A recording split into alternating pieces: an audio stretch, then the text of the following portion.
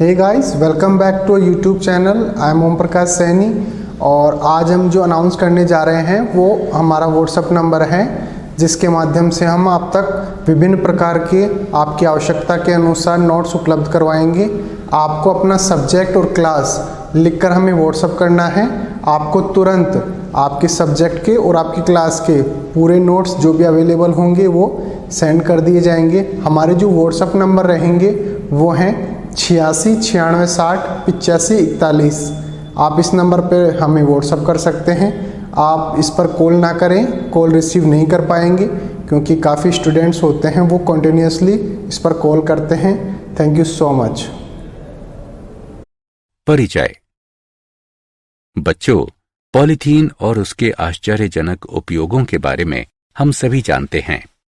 इन दिनों पॉलीथीन की थैलियों का चलन बहुत है और ये विभिन्न रूपों और आकारों में मिलती हैं। आज विश्व भर में खरबों की संख्या में पॉलीथीन की थैलियों का उत्पादन किया जाता है। ज्यादातर खुदरा विक्रेता पॉलीथीन फिल्म का उपयोग करते हैं क्योंकि ये सामान पैक करने का सबसे आम साधन है। पॉलीथीन की विश्व भर में उपयोग के कारण इन थैलियों की जगह वस्तुतः कोई अन्य वस्तु नहीं ले सकती। छापों वाली इन थैलियों का उपयोग किया जाता है और ये आकर्षक रंगों, डिजाइनों और विभिन्न आकारों में मिलती हैं और आंखों को बहुत भाती हैं। पॉलीथीन बहुलकों का केवल एक उदाहरण है। ऐसे बहुत से बहुलक हैं जिनका उपयोग हम अपने दैनिक जीवन में करते हैं। इसलिए बच्चों, आज हम बहुलकों के बारे में जानेंगे।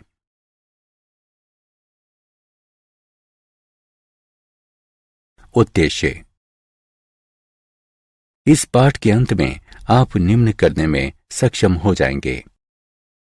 बहुलकों को परिभाषित करना, समबहुलकों और सहबहुलकों को परिभाषित करना, बहुलकों का वर्गीकरण करना, बहुलकन अभिक्रियाओं के प्रकारों की व्याख्या करना, मुक्त मूलक बहुलकन को परिभाषित करना, अलग अलग बहुलकों को समझना, रबड़ की जानकारी प्राप्त करना, बहुलकों के आणविक द्रव्यमान की गणना करना, जैव निम्नकरणीय बहुलकों को परिभाषित करना।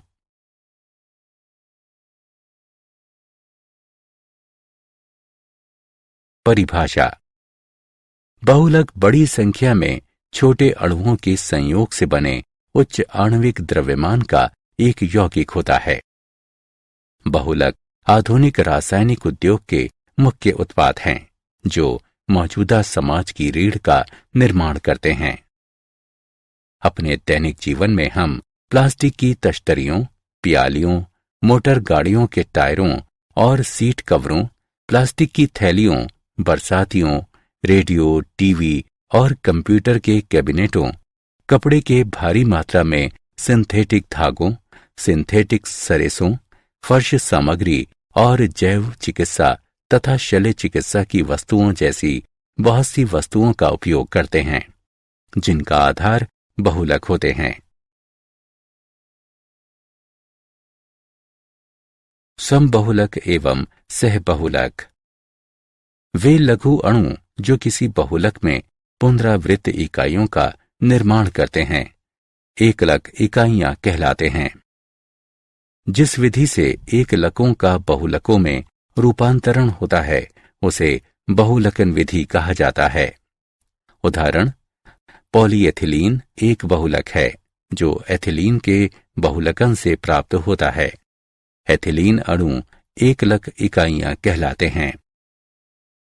पुनरावृत्त संरचनात्मक इकाइयों के स्वरूपों के अनुरूप बहुलकों का दो विस्तृत श्रेणियों में विभाजन किया जाता है। समबहुलक एक ही प्रकार के एकलकों से निर्मित बहुलक समबहुलक कहलाते हैं। उदाहरण, PVDF वाइनिटिलीन फ्लोराइड से बनता है। सहबहुलक एक से ज्यादा प्रकारों की एकलक इकाइयों से बने बहुलकों को सहबहुलक कहा जाता है। उदाहरण, ब्यूना S रबर 1,3 ब्यूटाडीन और स्टायरीन से बनता है।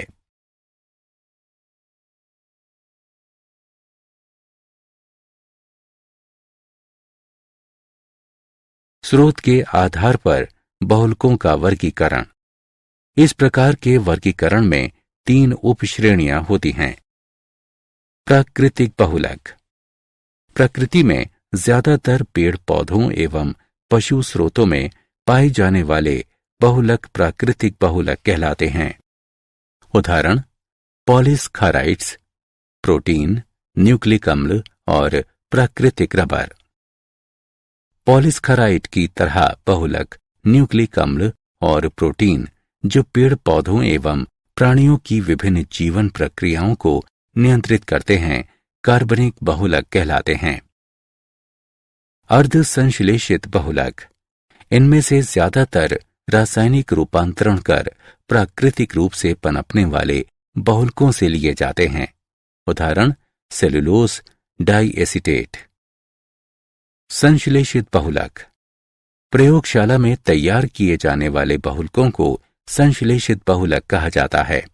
उदाहरण पॉलीएथिलीन, संश्लेषित रबर, नायलॉन, पीवीसी एवं टेफ्लॉन। बहुलकों का बनावट आधारित वर्गीकरण। इस प्रकार के वर्गीकरण के अंतर्गत 3 उपश्रेणियां आती हैं। रैखिक बहुलक। इन बहुलकों में लंबी एवं रेखीय श्रृंखलाएं होती हैं। उदाहरण पॉलीवाइनिल क्लोराइड और नायलॉन। शाखित श्रृंखला बहुलक। इन बहुलकों में रैखिक श्रृंखलाएं होती हैं जिनकी कुछ शाखाएं होती हैं। उदाहरण निम्न घनत्व पॉलीथीन एवं ग्लाइकोजेन। तिर्यकबद्ध बहुलक। इन बहुलकों का विरचन सामान्य स्थिति में द्विक्रियात्मक और त्रिक्रियात्मक एकलकों से होता है और इनमें मजबूत विभिन्न रैखिक बहुलक श्रृंखलाओं के बीच सहसंयोजक बंध होते हैं। उदाहरण बेकेलाइट और मेलेमीन।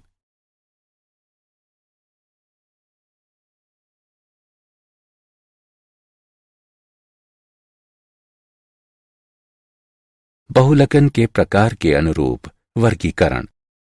वर्गीकरण के इस प्रकार के अंतर्गत 2 उपश्रेणियां आती हैं। योगज बहुलक। एकलक इकाइयों का बढ़ती बहुलक श्रृंखला में किसी उप उत्पाद अणु के विनाश के बगैर बार बार योग होता है। बहुलक के एकलक की तरह ही उसका अपना अनुभूति मूलक सूत्र होता है। एकलक असंपृक्त यौगिक होते हैं, आमतौर पर एथिलीन के व्युत्पन्न।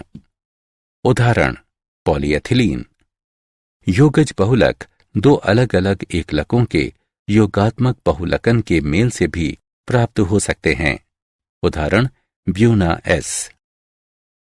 संघनन बहुलक। इन बहुलकों का विरचन 2 अलग अलग द्विक्रियात्मक या त्रिक्रियात्मक एकलक इकाइयों के बीच पुनरावृत्त संघनन अभिक्रिया से होता है। इस संघनन बहुलकन अभिक्रिया के साथ साथ जल, एल्कोहल या HCl जैसे सरल अणुओं का ह्रास होता है। उदाहरण नायलॉन 66 का विरचन वसात्मक यानी एडिपिक अम्ल से हेक्सामेथिलीन के संघनन से होता है।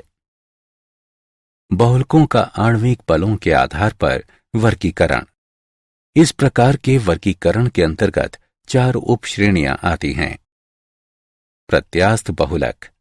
ये वे बहुलक हैं जिनमें बहुलक श्रृंखलाएं दुर्बलतम अंतराण्विक बलों के द्वारा एक दूसरे से बंधे होते हैं।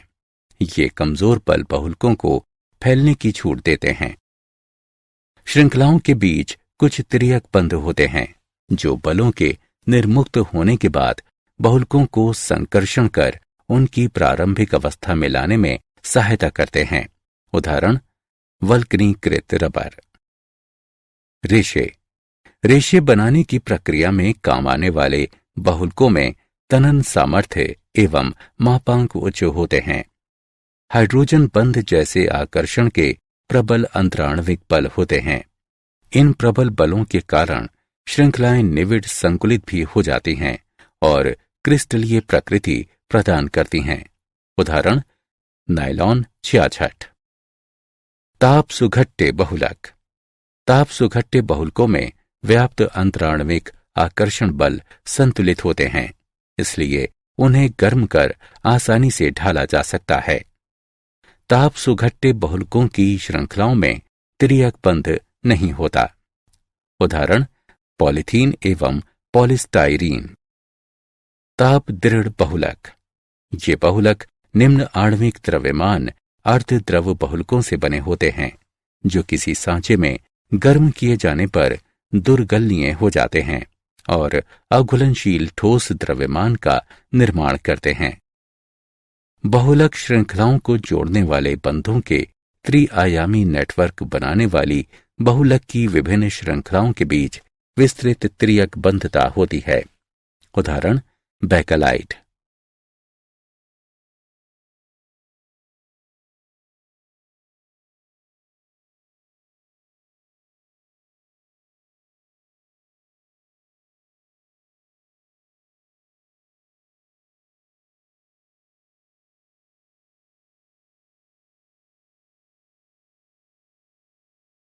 बहुलकन अभिक्रियाओं के प्रकार।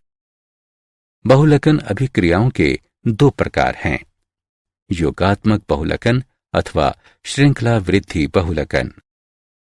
इस बहुलकन में बहुलकों का निर्माण एक ही प्रकार के एकलक अथवा भिन्न एकलकों के अणुओं के परस्पर योग से होता है।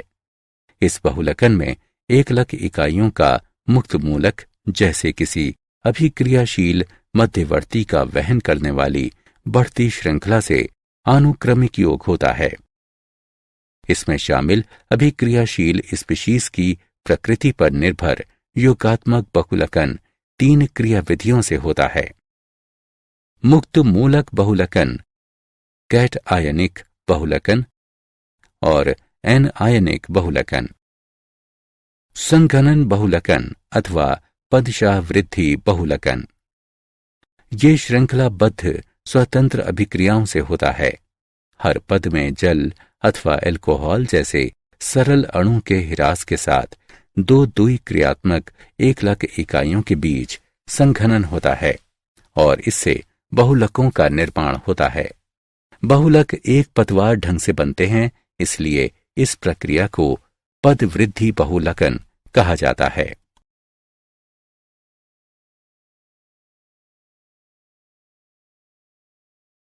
मुक्त मूलक बहुलकन।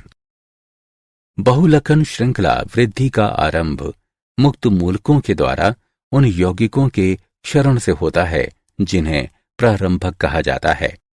उदाहरण एथिलीन का बहुलकन मुक्त मूलक तंत्र के द्वारा होता है। जब इसे 1000 परमाणु के दाब पर किसी प्रारंभक की अल्प मात्रा के साथ गर्म किया जाता है, जो क्षारित होकर मुक्त मूलकों को जन्म देता है। मुक्त मूलक बहुलकन निम्न चरणों में होता है। श्रृंखला प्रारंभन। इसमें प्रारंभक का क्षरण होने के फलस्वरूप मुक्त मूलकों का विरचन होता है। मुक्त मूलक R. एल्कीन एकलक के द्विबंध से जुड़ जाता है, जिससे एक बृहत्तर आकार के मुक्त मूलक का जन्म होता है। श्रृंखला संचरण। नए और अधिक बड़े आकार के मूलकों के साथ ऊपर वर्णित अनुक्रम की पुनरावृत्ति से ये अभिक्रिया आगे बढ़ती है। एथिलीन की आनुक्रमिक इकाइयों के योग से श्रृंखलाएं तब तक संचरण करती रहती हैं जब तक कि संयोजन या वैषम्य उन्हें रोक नहीं देता। श्रृंखला समापन। बढ़ते बहुलकों की समाप्ति पर ये मूलक अपने आप से एक हाइड्रोजन अणु को अलग भी कर सकता है। श्रृंखला शाखन। इससे श्रृंखला शाखन होता है।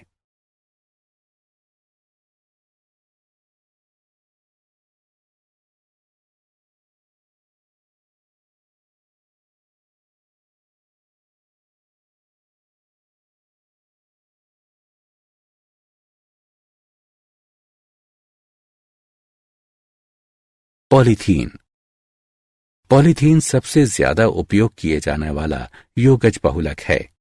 आजकल 2 प्रकार की पॉलीथीन तैयार की जाती हैं और उनके गुण अलग अलग होते हैं। अल्प घनत्व पॉलीथीन, इसे डाई ऑक्सीजन या पेरोक्साइड की उपस्थिति में 350 से 570 केल्विन और 1000 से 2000 परमाणु दाब पर तैयार किया जाता है। इस प्रकार तैयार पॉलीथीन की एक शाखित श्रृंखला संरचना होती है। शाखन के कारण अणुओं की बंधने की क्षमता अच्छी नहीं होती और इसीलिए इसका घनत्व और गलनांक न्यून होते हैं। अल्प घनत्व पॉलीथीन रसायनतः अक्रिय या जड़ होती है।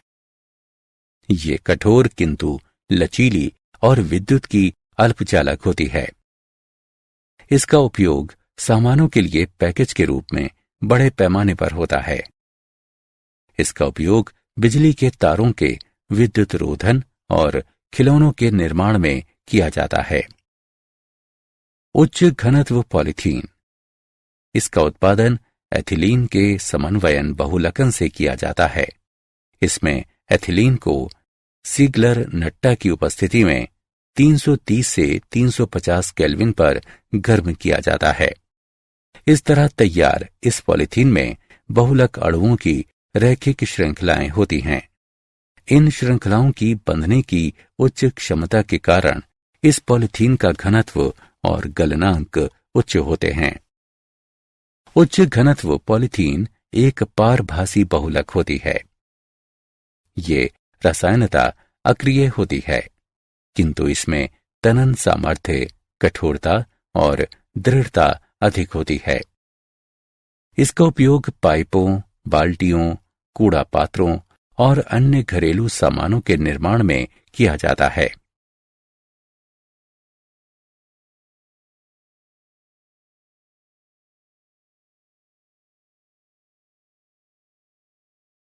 पॉलीप्रोपीन, प्रोपिलीन पॉलीप्रोपीन का बहुलक होता है। इसका विरचन सिगलर नट्टा की उपस्थिति में प्रोपिलीन को गर्म कर किया जाता है। सामान्य मूलक श्रृंखला बहुलकन उच्च क्रिस्टलीय आइसोटैक्टिक पॉलीप्रोपिलीन का विरचन करता है। ये पॉलीथीन से अधिक दृढ़ और प्रबल बहुलक होता है। इसका उपयोग वस्त्र और खाद्य सामग्री की पैकिंग के लिए किया जाता है। इसका उपयोग मोटर गाड़ियों के सीट कवरों, दरी के रेशों और रस्सियों के निर्माण हेतु किया जाता है। इसका उपयोग पानी के पाइपों और वॉशिंग मशीन के पुर्जों के निर्माण के लिए किया जाता है।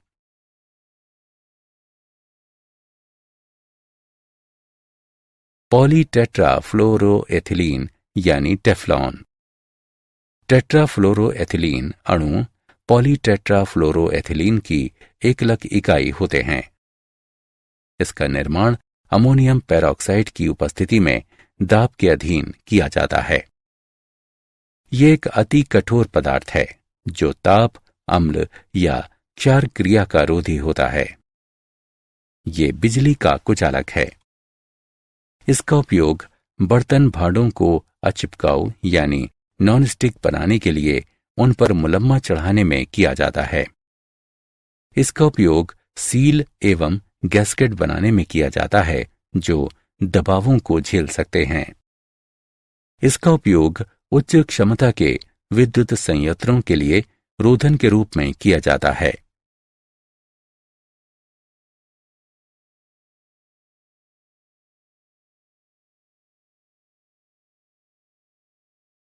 पॉलीएक्रिलोनाइट्राइल PAN, ये एक संश्लेषित अर्धक्रिस्टलीय कार्बनिक बहुलक रेजिन है।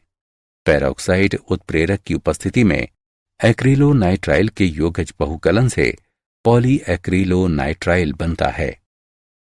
हालांकि ये ताप सुघट्य होता है, किंतु ये सामान्य स्थितियों में गलता नहीं है। PAN रेशे, दाग, रासायनिक पदार्थ, कीट और कवकरोधी होते हैं। इसका उपयोग ऊन की प्रतिस्थापी के रूप में और लोन के उत्पादन में किया जाता है, जिसका उपयोग कपड़े, दरियां और कंबल बनाने में किया जाता है। पॉलीएमाइड। श्रृंखला में एमाइड जोड़ से युक्त बहुलकों को पॉलीएमाइड कहा जाता है। नायलॉन 66, ये वसात्मक एडिपिक अम्ल और हेक्सामेथिलीन डाइएमीन का एक बहुलक है। इसे बुनाई उपकरणों से किसी चादर या रेशों में ढाला जा सकता है। नायलॉन रेशों का तनन सामर्थ्य उच्च होता है। वे कठोर और अपघर्षण रोधी होते हैं। वे स्वभाव से लचीले भी होते हैं। इसका उपयोग ब्रिस्ल और ब्रशों के निर्माण में किया जाता है। इसका उपयोग वस्त्र उद्योग में दरियां और वस्त्र बनाने में किया जाता है। इसका उपयोग इलास्टिक हौसरी में मरोड़दार नायलॉन के रूप में किया जाता है। नायलॉन 6, ये कैप्रोलैक्टम एक्लक से प्राप्त होता है। जल अपघटन के साथ 6 एमिनो कैप्रोइक अम्ल में गर्म किए जाने और गर्म करना जारी रखने पर कैप्रोलैक्टम स्वतः संघनित और बहुलकित हो जाता है, जिसके फलस्वरूप नायलॉन 6 बनता है। इसका उपयोग टायर के तारों, वस्त्रों और रस्सियों के उत्पादन में किया जाता है।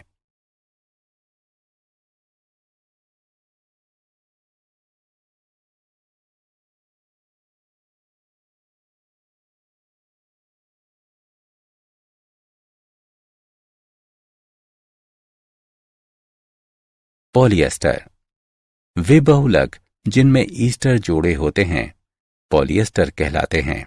ये बहुलक डायोल के साथ डाई एसिड के संघन बहुलकन क्रिया से तैयार किए जाते हैं।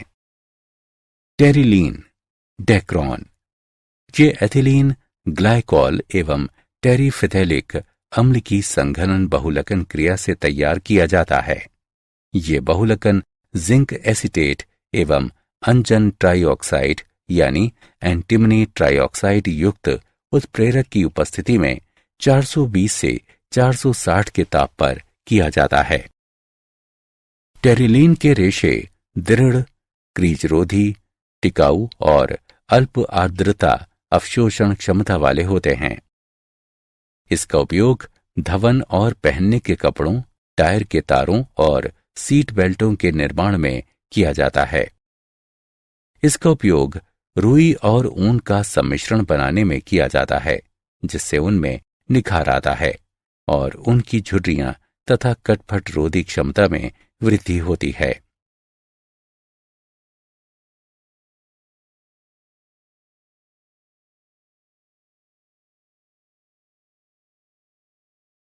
फिनॉल फॉर्मेल्डिहाइड बहुलक यानी बेकेलाइट, ये बहुलक क्षारीय माध्यम में फिनॉल और फॉर्मेल्डिहाइड की अभिक्रिया से तैयार किए जाते हैं। बेकेलाइट एक तिर्यकबद्ध ताप दृढ़ बहुलक है।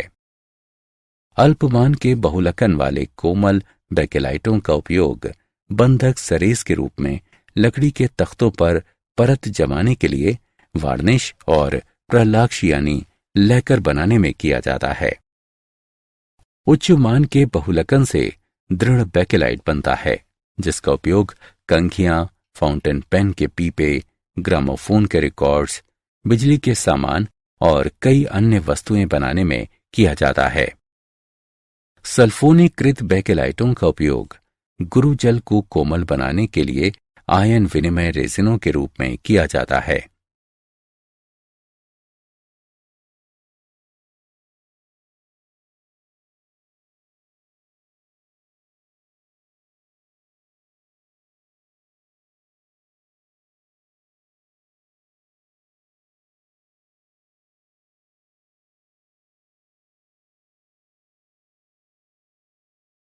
मेलेमीन फॉर्मेल्डिहाइड बहुलक, मेलेमीन और फॉर्मेल्डिहाइड के सह बहुलकन से मेलेमीन फॉर्मेल्डिहाइड बहुलक बनता है। मेलेमीन बहुलक बिल्कुल सख्त होता है और इसका उपयोग प्लास्टिक के बर्तन बनाने में किया जाता है। मेलेमीन से बनी प्यालियां, तश्तरियां और अन्य वस्तुएं गिरने पर टूटती नहीं।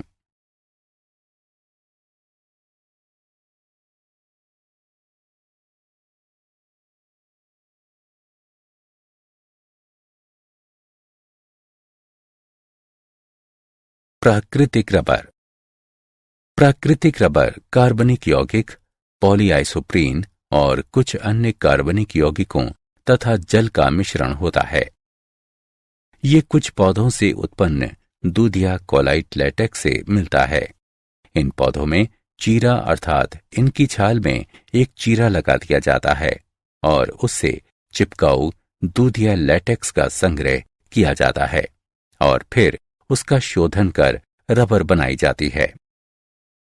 रबर का वल्कनीकरण, ये वो प्रक्रिया है जिसमें रबर में अधिक से अधिक तिर्यक बंध डाले जाते हैं और उसकी बनावट में परिवर्तन किया जाता है, जिससे इसके प्लास्टिक गुण में कमी आती है। इसका चिपकाऊपन कम हो जाता है। इसमें कार्बनिक द्रव्यों के कारण होने वाले फुलाव को रोकने की क्षमता आ जाती है और इसके लचीलेपन में वृद्धि होती है। रबर को गंधक के साथ गर्म किया जाता है। इसका उपयोग मोटर गाड़ी के टायरों के निर्माण में किया जाता है।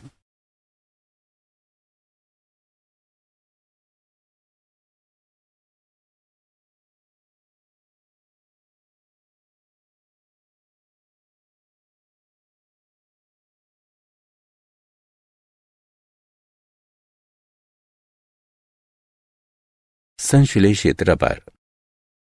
ब्यूटाडाइन अथवा उसके व्युत्पन्नों के बहुलकन से प्राप्त रबर संश्लेषित रबर कहलाते हैं। ये तापरोधी, तेल और विलायक रोधी अधिक लचीले होते हैं और इनमें अपघर्षण रोधन क्षमता अधिक होती है।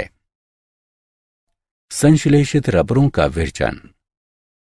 नियोप्रीन।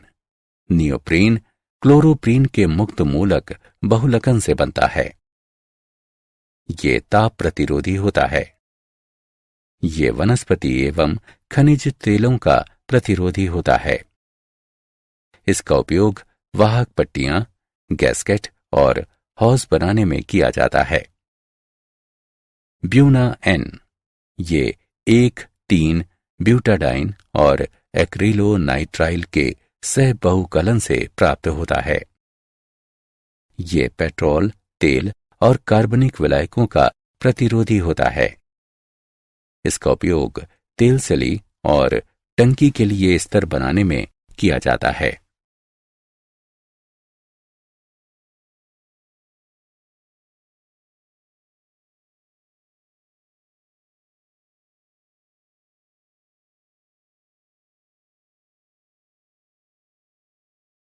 बहुलकों का आणविक द्रव्यमान।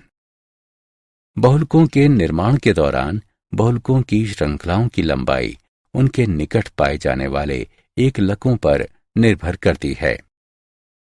अभिक्रिया वाहिका में एकलकों की संख्या अलग अलग स्थानों पर अलग अलग होती है, दूसरे स्थान की संख्या से भिन्न होती है। इसलिए किसी बहुलक में विभिन्न लंबाइयों की श्रृंखला हो सकती है और यही कारण है कि आणविक द्रव्यमान हमेशा औसत के रूप में निकाला जाता है। इस औसत को भार औसत आणविक द्रव्यमान कहा जाता है। इस प्रकार के आणविक द्रव्यमानों के अनुपात को बहुपरिक्षेपी सूचकांक यानी पॉलीडिस्पर्सिटी इंडेक्स कहा जाता है। प्राकृतिक बहुलकों में पीडीआई का मान इकाई होती है, किंतु संश्लेषित बहुलकों में पीडीआई का मान इकाई से बड़ा होता है। पीडीआई का उपयोग किसी बहुलक की एकरूपता के निर्धारण के लिए किया जाता है।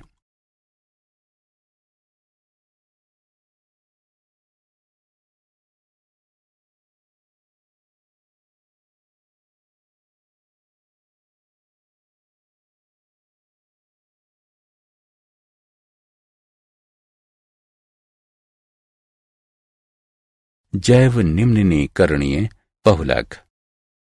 जैव निम्नीकरणीय बहुलकों को किण्वक उत्प्रेरित अभिक्रियाओं से छोटे टुकड़ों में तोड़ा जा सकता है। इसके लिए आवश्यक किण्वक सूक्ष्म जीवों द्वारा तैयार किए जाते हैं।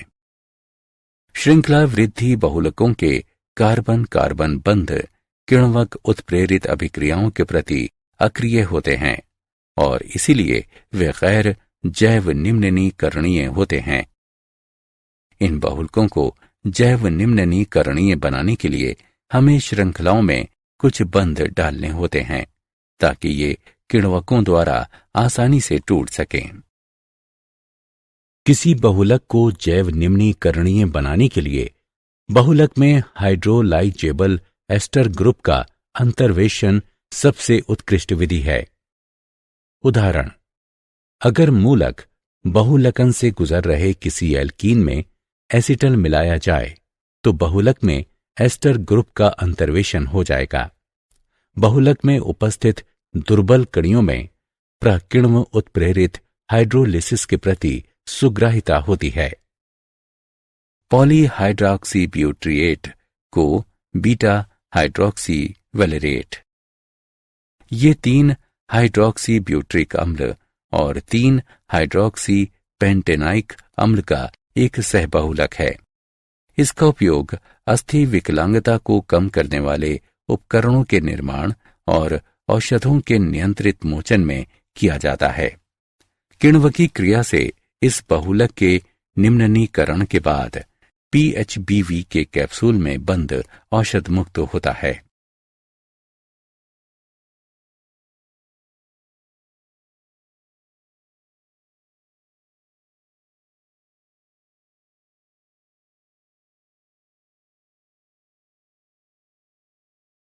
क्या आप जानते हैं, पॉलीथीन का केवल सड़ना शुरू होने के लिए 450 वर्ष की आवश्यकता होती है।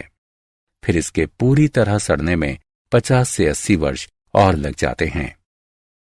बोतल बंद पानी का जो मूल्य आप चुकाते हैं उसका 90% अंश प्लास्टिक की उस बोतल पर खर्च होता है, जबकि केवल 10% का खर्च आपको मिले पानी पर आता है। दुनिया भर का मत्स्य उद्योग भारी मात्रा में पॉलीथीन का कचरा महासमुद्रों में फेंकता है। पैकेजिंग, प्लास्टिक के जालों, डोरियों और प्लवनशील पदार्थों समेत हर वर्ष 1.5 लाख टन कचरा पानी में डाला जाता है।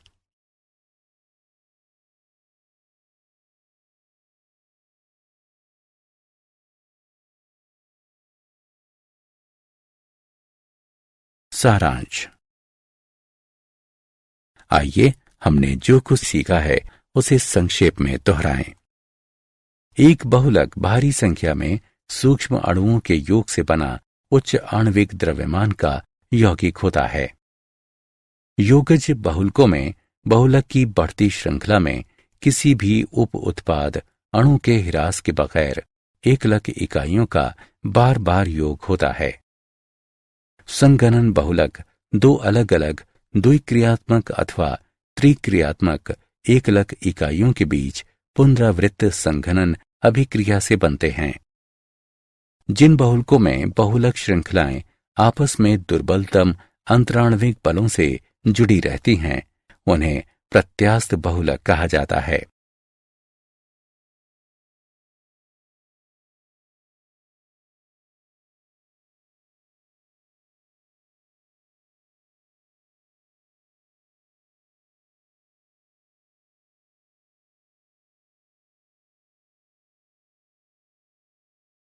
ताप दृढ़ बहुलक अल्प आणविक द्रव्यमान अर्धद्रव्य बहुलकों से बनते हैं जो किसी सांचे में गर्म करने पर दुर्गलनीय बन जाते हैं और एक अघुलनशील कठोर पिंड बनाते हैं। श्रृंखला के एमिड बंध वाले बहुलक पॉलीएमिड कहलाते हैं। प्राकृतिक रबर कार्बनिक यौगिक पॉलीआइसोप्रीन और कुछ अन्य कार्बनिक यौगिकों तथा जल के मेल से बनता है। जैव निम्ननीकरणीय बहुलक किण्वक उत्प्रेरित अभिक्रियाओं से छोटे छोटे टुकड़ों में टूट सकते हैं। इसके लिए आवश्यक किण्वक सूक्ष्म जीवों के द्वारा उत्पन्न किए जाते हैं।